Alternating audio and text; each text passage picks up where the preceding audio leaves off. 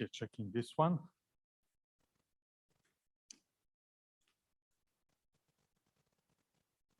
Adi, can you make this? Oh, okay, good. Okay, hello again. So with this session, I will try to give you a little bit of history of business services, what they are, how they are evolving, as well as a little bit of history of what ABSL is and what we stand for. So it will be a short session, and I will try to talk fast, so get ready for it. So first, I'll spend 30 seconds about myself. My name is Adnan Behmen. I'm originally from Mostar, from south of Bosnia. I work for a company named Procter & Gamble, which is one of the largest consumer goods companies. And I work in an organization called Global Business Services. And I do that during my daytime, during my nighttime. I spend lots of time with my colleagues working on ABSL.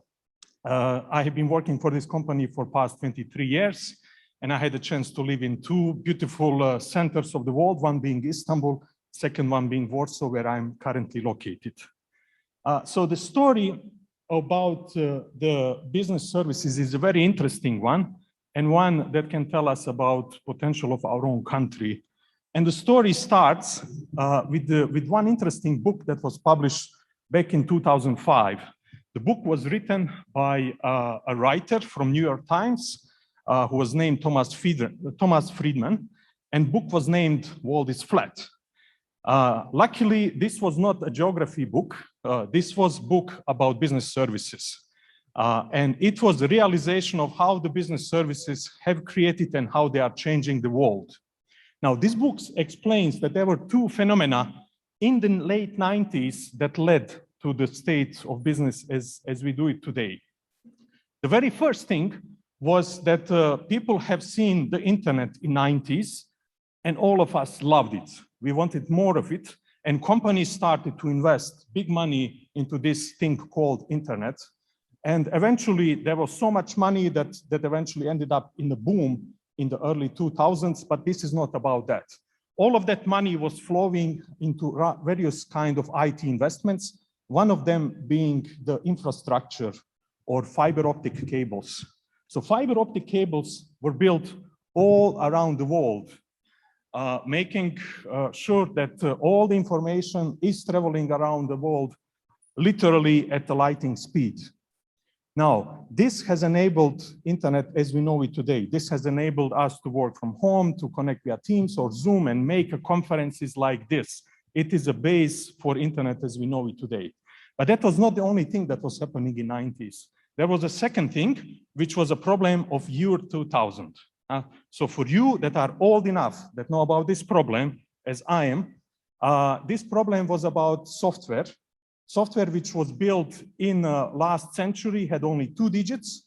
And these 2 digits were eventually leading to a crash, eventually in the year 2000, because systems could only understand that 00 means 1900, not 2000, and that required lots and lots of IT work.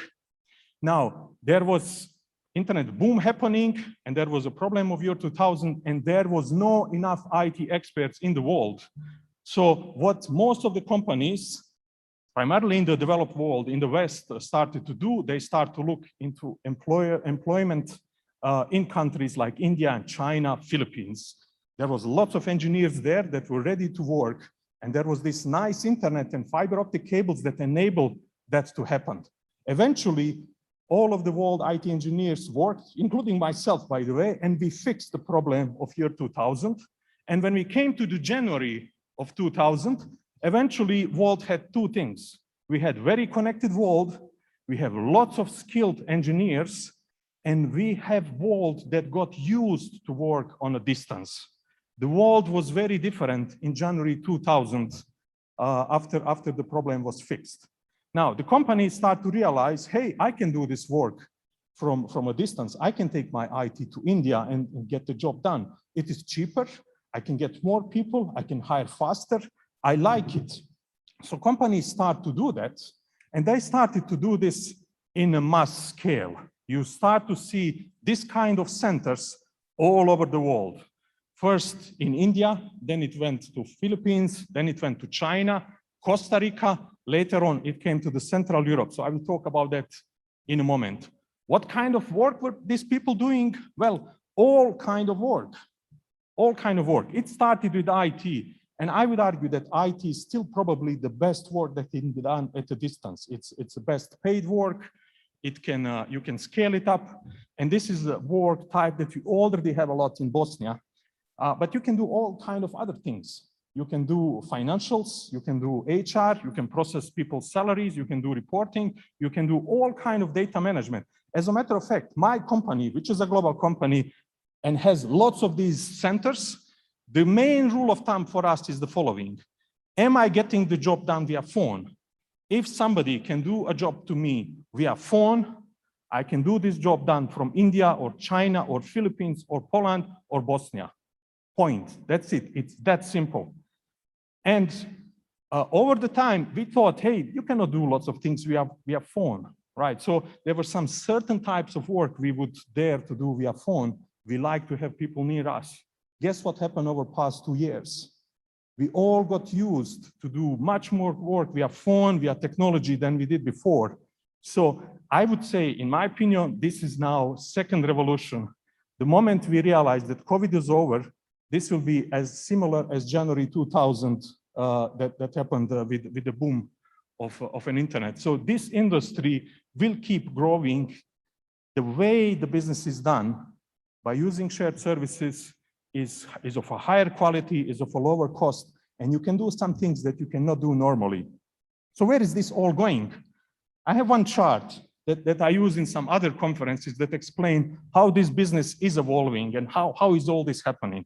So the first thing is you usually have a classic operation. Companies have all kinds of operations, let's say financial accounting. And as you operate your own company, you have to get job done. In every country, you might have some people that will do some accounts payable for you. You might have some people that will enter sales orders. They are all spread in different towns, in different countries, and do a job a little bit differently in each of these places. So each of these shapes kind of represents a process to get the job done. You get the sales orders. Let's say in Hungary, you might get the sales orders via email, and in Germany, you might get it via website. The processes are different. Eventually, they all get standardized at a certain point in time. So work is done differently when you do it in the different locations. Now, when the business services are created, they are primarily created to lower the cost. And the way this is done is basically you get that old work and bring it to the service center. You create new service center, you hire people, you get new building, and you start to do the same work, usually at a lower costs. Companies will not do things that is a higher cost. They will do this only if this will lower them the cost, because that's a price of an entry in this business. So you centralize your work, you centralize it in one location, and you already get some value out of it. Yet this is still only the beginning. What happens next is that then you can apply Lean Six Sigma methodologies. You can improve the processes. You can find out where the opportunities, because now everybody is sitting on the same floor in the same buildings. You can talk and you can reapply the best practices between each other. You might say, look, this war of getting orders via email doesn't work very well. In Germany, it's done better. It's done via website. So let's do website for Hungary too. And you standardize these work processes and you eliminate the waste. And all of this work starts to become much more efficient, even lower cost, less defects, less problems, and faster cycles. And this doesn't end there. Then once you standardize work processes, then you can automate them. Like then you start to apply IT technology and further streamline all of this.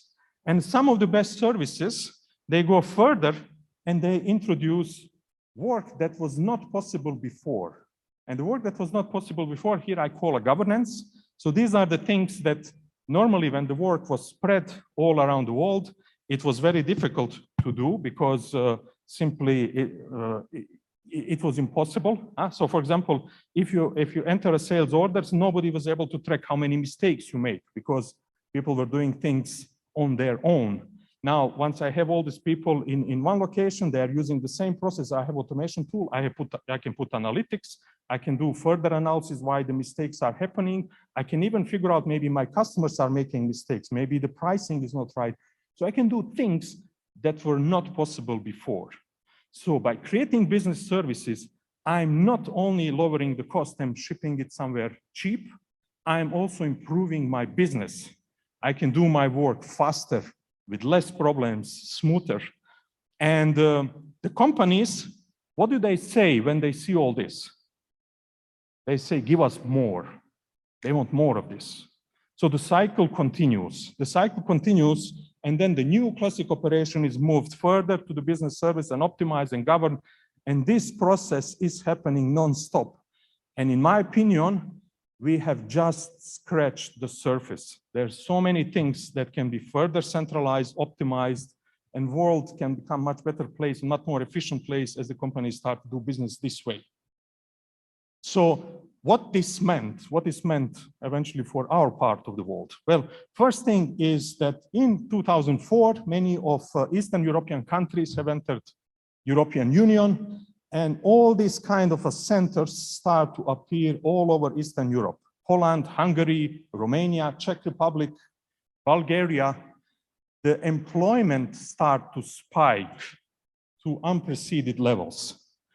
We have started to see new generations entering the workforce, learning new skills, and these data centers, like although some of them started at a low point, with this cycle that I just explained, people start to learn new skills, build new skills, and do much more complicated work that original companies were not doing before.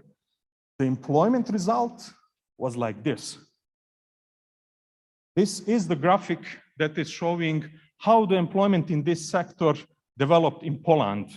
And it doesn't show the very first years. So this literally started in 2004, 2005. Around 2008, there was around 38,000 people in Poland working in business services. And this is the point in time where the group of leaders like us created ABSL, the original ABSL that eventually we brought to Bosnia 2 years ago. My company is actually one of the founders, so I've been very close to this process. What ABSL did is ABSL Poland was a huge catalyst to make sure that this curve happens, and it keeps happening in Poland. Without ABSL Poland, they would not see this kind of a growth. Right now, this is one of the leading employment sectors, and you can see all these remarkable numbers on how this sector developed in Poland. And this is very much similar into Czech Republic, Romania, and Hungary too. Now, there is one interesting and magical number over here. It is 175,000 people, which on this chart is sometimes happening between year 2015 and 2016. And I want you to remember this number because I'm going to show you the following chart. The following chart is all about how this translates to Bosnia. What it has, all this story has to do with Bosnia. Do we do this kind of things? Can we do this kind of things? Does it even make sense to talk it in our context? Is it relevant? Well, we did analysis, and analysis is the following. Poland is a country of 38 million people, roughly 12 times bigger than Bosnia. They have 350,000 employees working in this sector. We have only around 15,000 to our best estimates. However, if we multiply 15 with 12, which is the ratio between size of Bosnia and Poland, we come to the 175,000. So in the scale, we are already in the place where Poland was in 2015, 2016. And guess what? Not many people know about this. This is not a known fact that we have this sector, that this sector is contributing to our economy, nor what are its all potentials.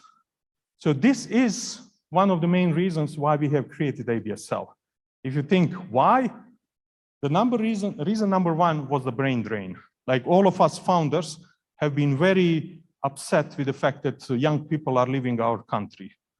We don't want to see this to happen, and it's certainly not good for our future growth in any sense. But the second point is we already have this industry and there is no spotlight on it. Nobody knows about it, nobody talks about it, There are no prime ministers coming and open centers like they do in Poland. There is no news coverage, nothing. This is completely in the shadow. So the second reason why we created ABSL and what we think is one of our missions is to create a spotlight on this. So in summary, what do we do as ABSL organization? Well, we do the following.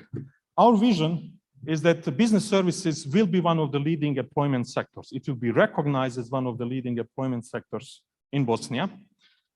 In decade that's ahead of us, we put a target for 2025, which we might have to revise due to this pandemic.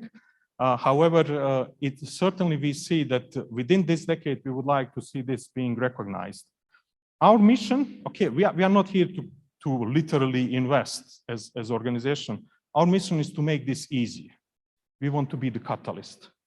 And the way our strategy on how we want to go towards this is the following. We have three strategies. First, we need to establish ourselves. We need to establish ourselves as sustainable and world-class organization. By world-class, we mean that whenever we talk to any of our stakeholders, they recognize that we are world-class. When we talk to our investors, they can say, and they do say today, so many investors are already contacting us. They do say, look, we do have serious potential over here, and these guys know what they are talking about. They know business. Now, once we become sustainable and world-class, and I can say we are still not there, but we will be there, then we have two main objectives. One of them is being put spotlight to the industry, to all of the stakeholders, explain it to our communities, explain it through the media, explain it to our governments, to educational institutions, to foreign investors. Oh my God, foreign investors do want to invest here. And this is not well known. Since we have published our first report, we already had 4 or 5 major investors very much interested to build the centers over here. And they have been very serious about it. So we need to be the organization that will create the spotlights. It will create conferences like this. It will talk to the investors. It will publish reports, make sure that everybody knows about this sector. And the last but not the least, again, we cannot be successful if we don't create value for our members.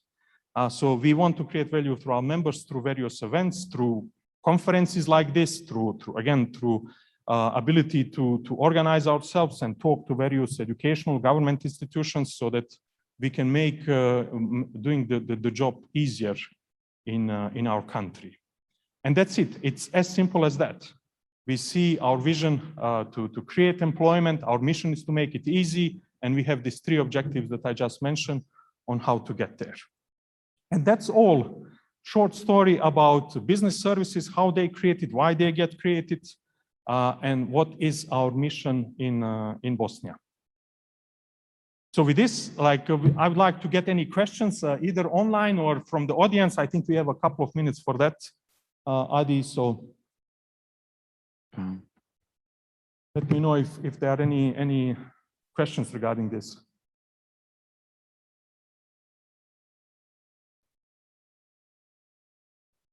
Okay, anybody online?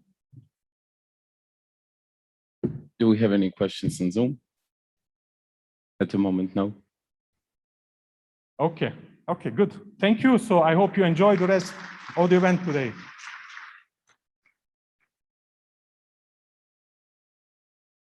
Thank you, Adnan.